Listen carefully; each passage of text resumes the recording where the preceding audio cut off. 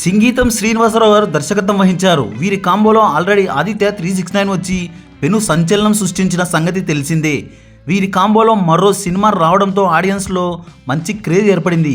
జానపద చిత్రంగా వచ్చిన భైరవ దీపం బ్లాక్ బస్టర్ హిట్గా నిలిచింది.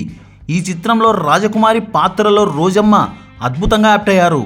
వారం రోజుల తేడాతో విడుదలైన ఈ భైరవ దీపం చిత్రంలో అన్నా చిత్రాల్లో 2 చిత్రాల్లో రోజమ్మ హీరోయిన్గా నటించారు. 2 చిత్రాలు బ్లాక్ బస్టర్ అవ్వడం విశేషం.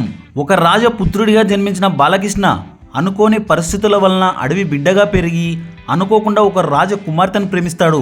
ఆ రాజకుమార్తె పుట్టిన జన్మ రాశి ప్రకారం ఆమెని బలి ఇస్తే శక్తులు సిద్ధిస్తాయని ఒక మాంత్రికుడు రాజకుమార్తెని ఎత్తుకెళ్లడం జరుగుతుంది. రాజకుమార్తెని కాపాడుకునేందుకు ఆ ప్రేమికుడు ఎదుర్కొన్న సమస్యల్ని విజువల్ వండర్గా అద్భుతంగా తెరకెక్కించారు సంగీతం శ్రీనివాసరావు గారు. ఈ జనరేషన్లో మనం బాహుబలిని చూసి ఆశ్చర్యపోతున్నాం. కానీ టెక్నాలజీ లేని టైంలో బాహుబలిని తలదన్నే గ్రాఫిక్స్తో మహా అద్భుతంగా చిత్రీకరించారు సంగీతం శ్రీనివాసరావు గారు. చిన్న మనుషులు, రెక్కల గుర్రం, ఎగిరే మంచం, అల్లరి దయ్యాలు, మాంత్రికుడి గుహ, అబ్బో ఎన్ని వింతలో. అప్పట్లో పిల్లలు ఈ చిత్రాన్ని బాగా ఎంజాయ్ చేశారు.